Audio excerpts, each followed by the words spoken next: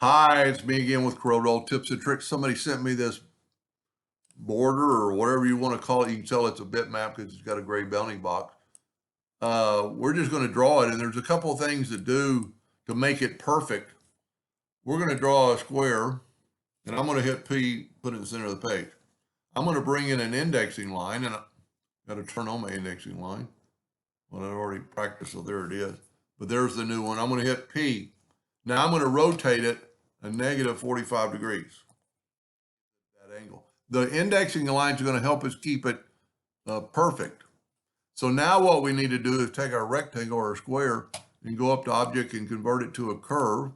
Then take the Shape tool, select those two nodes, hold down the Shift key and select that node, and go right here to Convert to Curve.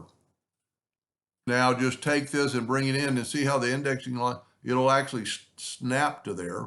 So you can't, if you were there, your thing wouldn't be perfectly square or perfect. So let's stop about right there. Now, let's get rid of our indexing lines. I'm going to make this quite a bit smaller. Control D to make a duplicate while holding down the control button. Get the two-sided arrow and move it up. Control D, hold down the control button, get the two-sided arrow and move it down to the left. Then fill that in with whatever color you want. And if he needs that color, I'm pretty close to the shape. Man, I'm almost dead on to the shape.